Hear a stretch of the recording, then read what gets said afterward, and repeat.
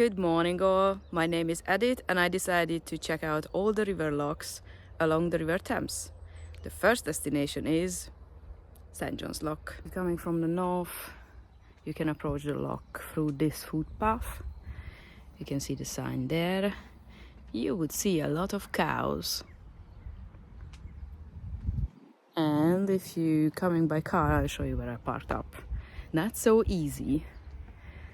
You guessed well, this is River Thames. A lot of swans around here to feed, if you fancy to do that. And here we go, St. John's Lock. In my opinion, this is the first lock towards London, but number-wise, this is the last one. So I assume the number been made, like how far it is from London. This is number 45. It got its name from a priory which been established in the 1300, but it's not existing anymore. You can hear the water here. There you go. Lock is one of the shallowest. The fall of the water is less than a meter. If I remember well, 0.81 meter. That's not a lot. Been made by stone. But as you can see, the doors are wood.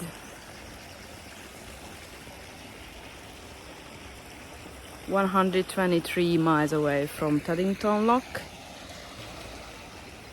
It's been built in the 1790 when the nearest canal system was after the nearest canal system was opened, which, if I remember well, is the Thames and Severn Canal, which doesn't really work anymore. It is under restoration. I love it when these doors are made of wood. Beautiful.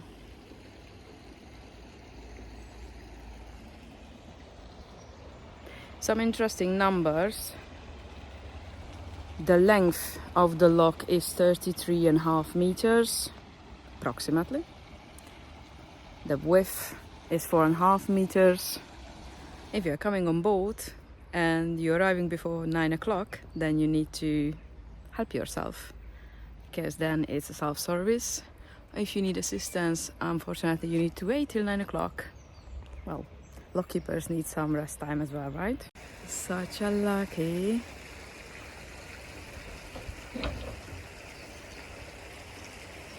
I never got a chance to see an opening on the wooden door lock. It's been pushed by hand. Brilliant. Hello, door open.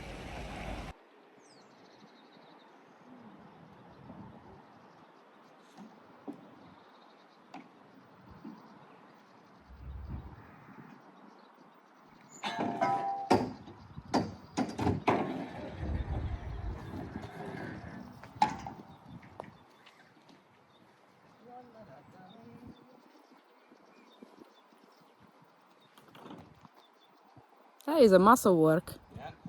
It's pretty easy though. It's a very small lock this, and the beams are quite light. Some of the ones further down are very, very heavy. Is it?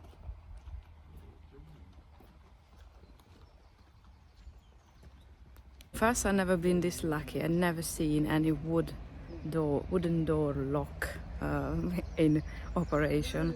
I always saw just concrete or metal ones. Well, to be fair, they are not very interesting for me. I love the wooden ones. And if you visit this place, I must introduce someone. Hello. Good morning, Mr. Father of Thames. Hello.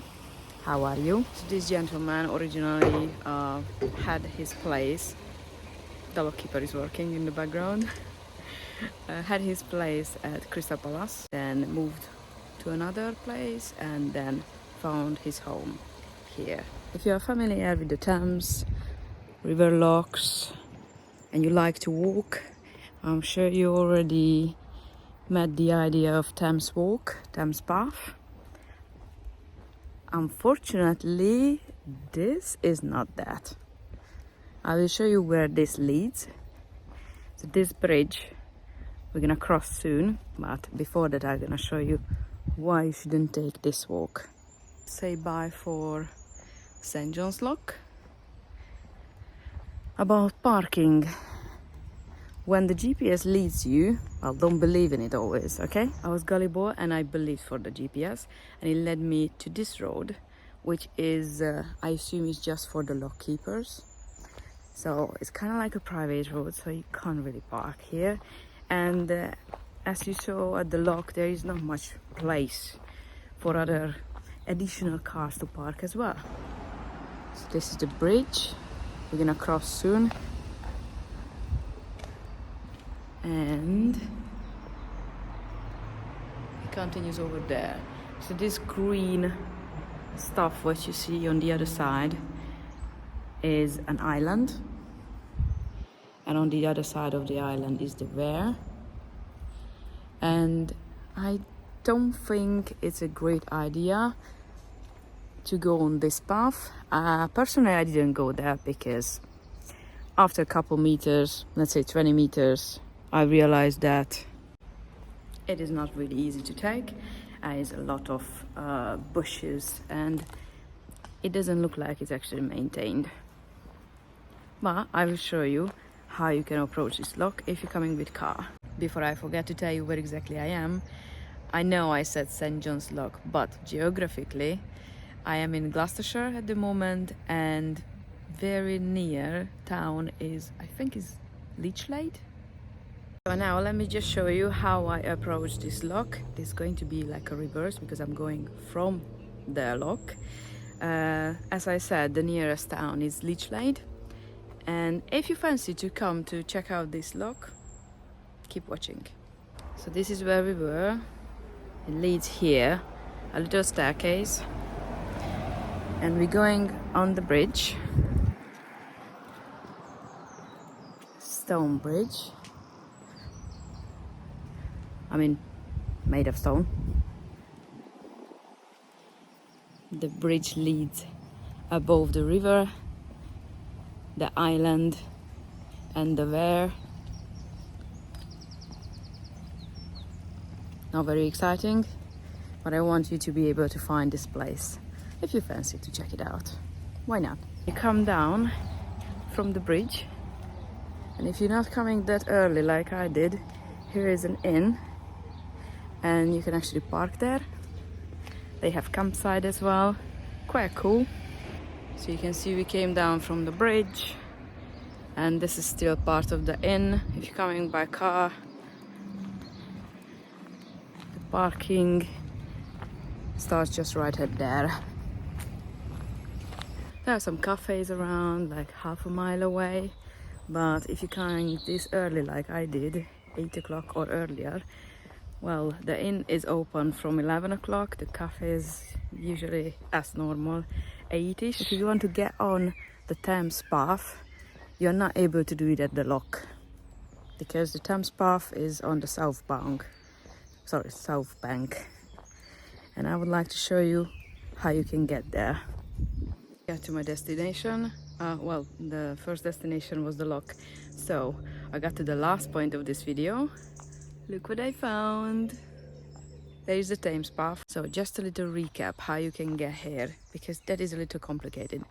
So when you come from the lock to the bridge, you turn on the left, and when you go across the bridge, then you turn on the right next to the inn, and then you end up on this road. Just watch out, there is no public footpath, let's say like that, okay? So just watch out with the cars. And then you can get to here, to the Thames Path. And from here, what can stop you? I reached my first destination, and the next one is Bascot Lock. I hope you enjoyed the walk, and if you fancy, pay a visit to the lock. It's really nice, and I'm sure Father Thames would be delighted to see you. And see you at the Bascot Lock. That's the next stop.